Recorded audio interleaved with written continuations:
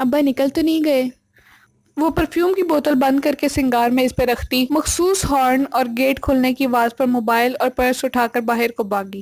کافی دیر سے وہ کمرہ بند کر کے بارات میں جانے کے لیے تیار ہو رہی تھی۔ فاطمہ بیگم جلدی جلدی کا شور مچائے 10 بار دروازہ بجا چکی تھی۔ مقررہ وقت ہونے کو تھا۔ آج دیور بائی کی بارات تھی۔ سلیمان صاحب کو تو سب سے پہلے ہال پہنچنا تھا اور اس کی سست رو تیاریوں سے بھی وہ واقف تھے۔ پورچ خالی تھا۔ تایا فرقان کے پورچ سے البتہ شور سنائی دے رہا تھا۔ غالباً وہاں پر بھی ابھی سب نہیں نکلے تھے۔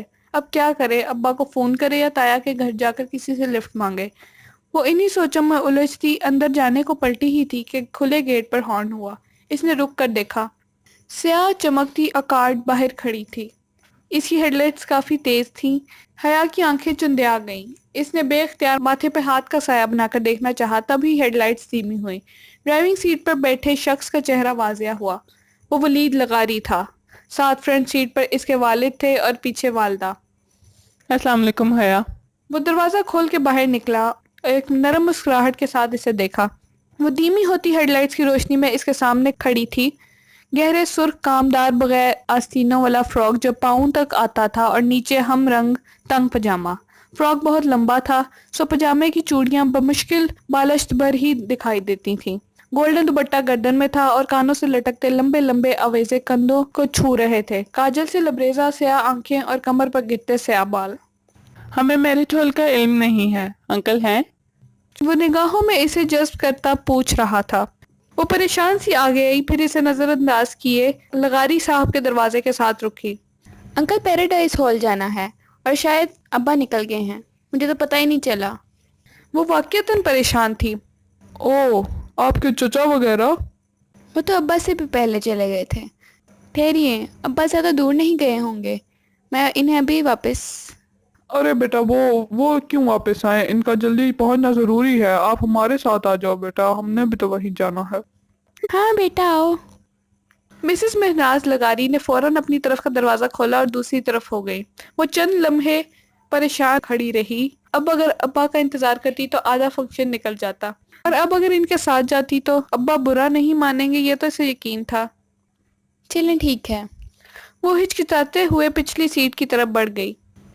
تو ہماری بیٹی کیا کرتی ہے؟ رستے میں لغاری صاحب نے پوچھا تھا۔ میں ان کی بیٹی کب سے ہو گئی؟ جی میں شریعہ اینڈ لاء میں LLB آنرز کر رہی ہوں۔ یعنی کہ آپ اسلامی وکیل ہو؟ جی۔ وہ پھیکا سا مسکرائی۔ یہ لوگ اتنی اپنائیت کیوں دے رہے تھے اسے؟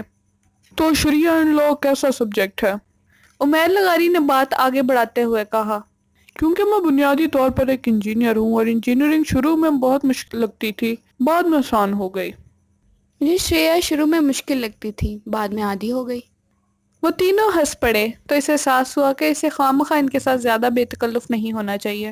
حیا بیٹا، آپ کا شادی کے بعد پریکٹس کا کیا ارادہ ہے؟ کیونکہ میں اور آپ کے انکل تو اس معاملے میں کسی زبردستی کے قائل نہیں۔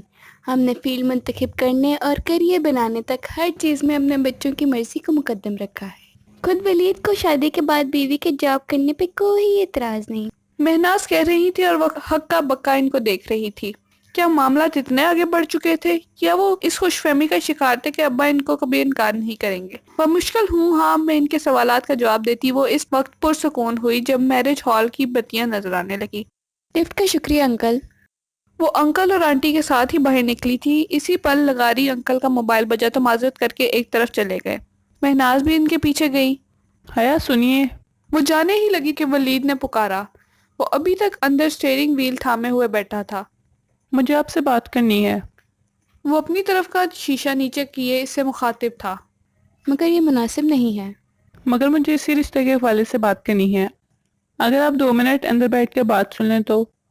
ساتھ ہی اس نے فرنٹ سیٹ کا دروازہ کھولا۔ روشنی کا ایک کوندا اس کے ذہن میں لپکا۔ موقع اچھا تھا۔ وہ اس کو اپنے نکاح کے بارے میں بتا کر سارا معاملہ یہیں دبا سکتی تھی۔ لاٹھی بھی نہیں ٹوٹے گی اور یہ 6 فٹ کا سام بھی اس راستے سے ہٹ جائے گا۔ ٹھیک ہے، لیکن یہاں ہمارے رشتہ دار ہیں، اگر… ڈونٹ وری، میں کار بیک سائڈ پہ لے جاؤں گا، آپ بیٹھیے۔ وہ پریشان سی اندر بیٹھی۔ زندگی میں پہلی دفعہ وہ یوں کسی لڑکے کے ساتھ تنہا بات کرنے کے لیے بیٹھی تھی۔ अब्बा को पता चलता तो इनकी सारी वसीउल नसीब एक से उड़ जाती। इसे लिबास पहनने की आज़ादी थी, सर ढकने की पाबंदी भी न थी, मगर लड़कों से बेतकल्लुफी या दोस्ती की इजाज़त अब्बा ने कभी नहीं दी थी। वो बैठी तो वलीद जन से गाड़ी भगा कर ले गया। आपने जो भी कहना है वो जल्दी कहिए, फिर मुझे भी कुछ कहना है। वो सर झुकाए गोद में रखे हाथों की उंगलियां मड़ोड़ रही थी। अजीब मुस्तरब हालत हो रही थी इसकी। पहले आप कहिए। वलीद मैरिज हॉल की पिछली तरफ एक निस्बतन सुनसान गली में गाड़ी ले गया। ओके, मुझे कुछ बताना था। वो गर्दन झुकाए कहने लगी। मेरे अब्बा ने मालूम नहीं आपको बताया है कि नहीं, मगर मैं बताना ज़रूरी समझती हूँ। मेरा निकाह मेरे फूफो के बेटे से बचपन में ही हो चुका है। वो लोग तुर्की में रहते हैं। कुछ ख़ानदानी मसाइल के बायस मेरे अब्बा इनसे ज़रा बदजन हैं और अब मुझे डाइवोर्स दिलाकर मेरी शादी कहीं और करना चाहते हैं, मगर मैं ऐसा नहीं चाहती। इसने सर नहीं उठाया। वलीद की खामोशी से इसने यही मुराद ली कि वह सख्त शौक के आलम है। मैं अपने शोहर की वफादार हूँ मिस्टर वलीद। मैंने इसी के ख्वाब देखे हैं और ज़हनी तौर पर ख़ुद को इसी से वाबस्ता पाती हूँ। अब किसी और से शादी करने के बारे में मैं सोच नहीं सकती। वो अब भी कुछ ना बोला। हया गोद में रखे हाथों को देखते हुए बोलती जा रही थी। प्लीज़ आप इनकार कर दें। मैं किसी और की बीवी हूँ, निकाह पर निकाह नहीं हो सकता। प्लीज़ मैं आपसे दरख्वास्त करती हूँ। इसने चेहरा ऊपर उठाया। वो एकटक खामोश नजरों से उसे देख रहा था। ये इसका चेहरा तो ना था जो वो सारा रास्ता ड्राइविंग के दौरान देखती आ रही थी। ये तो कोई और ही शख्स था। फिर आपने क्या सोचा? इसकी आवाज़ लड़खड़ा गई। वलीद की आंखों में कुछ ऐसा ज़रूर था कि इसे लगा वो संगीन गलती कर चुकी है। खतरे का अलार्म ज़ोर ज़ोर से इसके अंदर बजने लगा। किस बारे में? वो बोझल आवाज़ में बोला तो दरवाजे की तरफ सिमटी। ना महसूस अंदाज में इसका हाथ हैंडल पर रेंग गया। आपके इस रिश्ते से इनकार के बारे में? सारी उम्र पड़ी है ये बातें करने के लिए हया। अभी तो उन लम्हों से फायदा उठाओ जो मैसर हों। वो एकदम इस पे झुका। हया के लबों से चीख निकली। वलीद ने दोनों हाथ इसकी गर्दन पर रखने की चाहे, मगर इसने जोर से हैंडल खींचकर दरवाजा धकेला। दरवाजा खुलता चला गया। वो दूसरे हाथ से वलीद को धक्का देकर बाहर निकली। इसका दुपट्टा वलीद के हाथों में आ गया था। वो तेजी से बाहर भागी तो वलीद ने दुपट्टा खींचा। दुपट्टा इसकी गर्दन के साथ रगड़ता हुआ पीछे वलीद के हाथों में रह गया। वो बिना पीछे मुड़ के देखे भागी जा रही थी। इसे वलीद के दरवाजा खोलकर कोई ऊंची सी अंग्रेजी गाली देने की आवाज सुनाई दी थी। इसके भागते कदमों में तेजी आ गई। गलियां सुनसान थी, जाने वो कहाँ ले आया था। आज इतवार था और दुकानों के शटर गिरे हुए थे। वो इधर उधर देखे बगैर बदहवास सी दौड़ती हुई अगली गली में मुड़ गई। पीछे कोई दौड़ता हुआ आ रहा था। वो भागती हुई गली के दूसरे सिरे तक पहुंची, मगर ये क्या, गली बंद थी। Dead and. वो बेसाख्ता पलटी।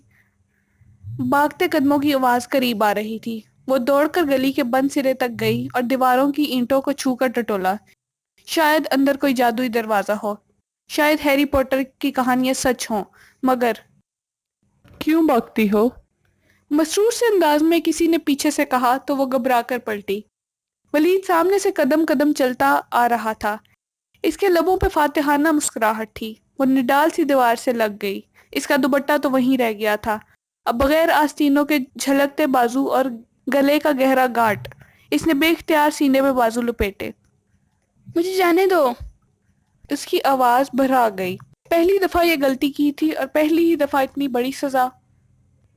कैसे जाने दूं? फिर तुमने हाथ थोड़ा ही आना है। वो चलते चलते इससे चंद कदम के फासले पर आ खड़ा हुआ। दूर लगे स्ट्रीट पोल का बल्ब इसके पीछे छुप गया था। प्लीज़, मैं ऐसी लड़की नहीं हूँ। तो कैसी लड़की हो? मुझसे लिफ्ट ले ली मगर शादी से इनकार है। तभी गाड़ी में इतनी बेरुखी दिखा रही थी। वो इसके बिल्कुल सामने आ रुका। प्लीज़। वो हौले हौले लरस रही थी। इसमें इतनी हिम्मत ना थी कि अब वलीद को धक्का देती। वो मुस्कुराते हुए आगे बढ़ा। हया ने सख्ती से आंखें मींच लीं। इसका सर चकराने लगा था। तभी इसने जोर से किसी ज़र्ब लगने की आवाज़ सुनी, फिर वलीद की कराह। इसने धीरे से आंखें खोली। वलीद चकरा कर नीचे गिर रहा था और इसके पीछे कोई खड़ा नजर आ रहा था। शोख नारंगी शलवार कमीज में मलबूस, मेकअप से अटा चेहरा लिए वही इस रोज वाला ख्वाजा सरा डोली। इसके हाथ में एक फ्राइंग पैन था जो शायद इसने वलीद के सर पे मारा था। वो साकित सी इसको देख रही थी। डोली ने पाँव से एक ठोकर वलीद को मारी तो इसका बेहोश वजूद जरा परे हुआ। वो 2 कदम आगे बढ़ा और ऐन हया के सामने आ रुका। اس کی سلور چمکیلی آئی شیڈو سے اٹی آنکھوں میں ایسی کاٹ تھی کہ وہ سانس روک کے اسے دیکھ رہی تھی۔ تبھی اس نے ہاتھ بڑھایا اور حیا کو گردن کے پیچھے دبوچا، یوں کہ گدی پہ گرے بال بھی اس کی گرفت میں آ گئے۔ ڈولی کے ہاتھ اور حیا کی گردن کے درمیان اس کے بال تھے، پھر بھی اس کے ہاتھ کا کھردرا پن وہ محسوس کر سکتی تھی، لیکن لبوں سے کرا تک نہ نکلی۔ اس کی گردن کو یوں ہی پیچھے دبوچے ڈولی نے اسے ایک جھٹکے سے آگے دھکیلا۔ وہ بے اختیار کھانسی، مگر ڈولی کی بے رحم گرفت ڈھیلی نہ پڑی۔ وہ اسے اسی طرح پکڑے اپنے آگے آگے دھکیل کر چلا رہا تھا۔ وہ لڑکھڑاتے قدموں سے چل رہی تھی۔ گلی کے آغاز تک جہاں سے وہ آئی تھی وہ اسے لے گیا، پھر مخالف سمت میں مڑ گیا۔ سامنے ہی میرج ہال کا پچھلا حصہ تھا۔ وہ اسے اپنے آگے دھکیلتا پچھلے گیٹ تک لے آیا اور ایک جھٹکے سے اسے چھوڑ دیا۔ حیا کو لگا اس کی گردن کے گرد سے ایک کھردرا توق ہٹا ہے۔ اس نے پلٹ کر ڈبڈبائی آنکھوں سے ڈولی کو دیکھا۔ وہ ابھی تک لب بھینچے تلخ کاٹدار نگاہوں سے اسے دیکھ رہا تھا۔ حیا کی آنکھوں سے آنسو گرنے لگے۔ اسے لگا وہ اب کبھی بول نہیں پائے گی۔ دفعتاً ڈولی نے اپنی گردن سے لپٹا نارنجی دوپٹہ کھینچا اور اس پہ اچھالا۔ وہ دوپٹہ اس کے سر پہ آن ٹھہرا، پھر سلکی بالوں سے پھسلتا شانوں پہ ڈھلک گیا۔ ڈولی چپتی ہوئی نظروں سے اسے دیکھتا ہوا آہستہ سے بولا، بے حیا۔ اس کے لہجے میں بہت کاٹ تھی۔ پھر وہ پلٹ گیا۔ وہ بھیگی آنکھوں سے اسے دور جاتے دیکھ رہی تھی۔ نارنجی دوپٹہ اس کے کندھوں سے پھسل کر قدموں میں آ گرا تو وہ چونکی، پھر جھک کر دوپٹہ اٹھایا۔ ریشمی بڑکیلا نارنجی دوپٹہ جس سستا سا گولڈن ستاروں کا کام تھا۔ وہ کبھی اپنی مائی کو بھی ایسا دوپٹہ نہ دیتی، مگر آج اس نے اچھے طریقے سے خود کو اس دوپٹے میں لپیٹا تاکہ پہچانی نہ جائے، اور پچھلے گیٹ کی طرف بڑھ گئی۔